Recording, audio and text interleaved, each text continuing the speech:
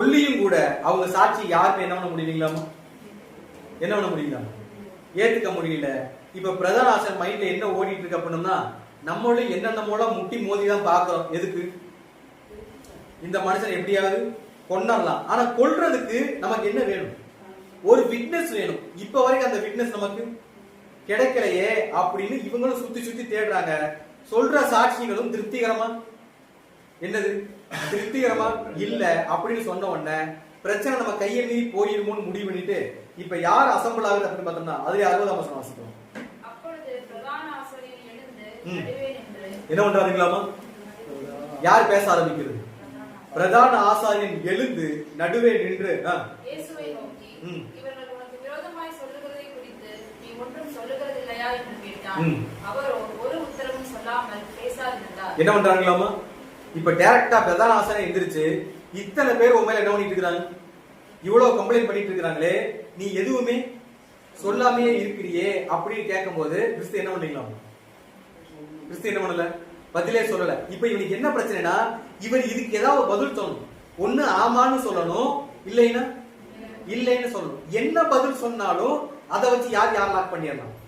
நாங்க எப்படியா லாக் பண்ணிடுவோம். இந்த மனுஷன் பேசினா மட்டும் போதும் அப்படின்னு சூழ்நிலை இருக்கும்போது இவர் பேசவே இல்லை. இப்ப பிரதான ஆசிரியர் என்ன பண்றான்னா, ஆணையிட்டு கேட்க ஆரம்பிக்கிறார். என்னன்னா, நீ தோத்தரிக்கப்படத்தக்க தேவனுடைய குமாரனாகிய கிறிஸ்து. ஏன்னா இவரோட வீக்னஸ் யாருக்கு நல்லா தெரியும். நம்ம ஆல்ரெடி பார்த்துருக்கோம். மற்ற ஜனங்கள் கிறிஸ்துவ ஃபாலோ பண்ணதை விட ரொம்ப க்ளோஸா கிறிஸ்துவ வாட்ச் பண்ண ஜனங்கள் தான் யார் அப்படின்னா, பரிசேயர், சதிசேயர், வேத பாரகர், பிரதான ஆசாரியர் எல்லாமே யாரை ஃபாலோ பண்ணியிருக்காங்க. ஏன்னா இவருக்கு ஒரு பெரிய பாப்புலேஷன் போயிட்டு இருக்கு.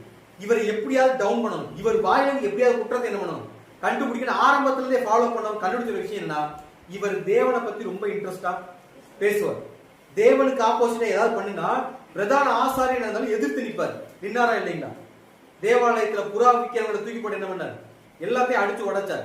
சோ இவர் தேவனுக்கு ஒண்ணுன்னா கண்டிப்பா என்ன பண்ணுவார், பேசிதானே ஆகணும். இவர் வீக்னஸ்ல கை வச்சு என்ன பண்றாங்கன்னா, நீ தோத்தரிக்கப்படத்தக்க தேவனுடைய குமாரனாகிய கிறிஸ்து தானா அப்படின்னு கேட்கிறாங்க.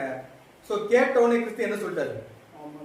ஆமா, நீ சொல்றபடிதான் அப்படின்னு சொன்ன உடனே அங்க ஒரு சம்பவம் நடக்கும். அப்படியே வாசிக்கலாம். 63வது வருஷம். பிரதான ஆசாரியர் இதை கேட்ட உடனே தன் வஸ்திரங்களை கிழித்து கொண்டு, இனி சாட்சிகள் நமக்கு வேண்டியது என்ன? சோ என்ன சொல்லிட்டாரு? இந்த வார்த்தையை கேட்ட உடனே பிரதான ஆசாரியர் என்ன பண்றாரு? தன்னுடைய வஸ்திரங்களை கிழித்துக் கொண்டு, இனிமேல் இவரை பத்தி யாராவது சாட்சி சொல்லணுங்கிற அவசியம் இருக்கா? இனி எந்த ஒரு வீக்னஸும் என்ன பண்ண வேண்டாம் அப்படின்னாரு. சோ அந்த அளவுக்கு மோசமான ஒரு வார்த்தை.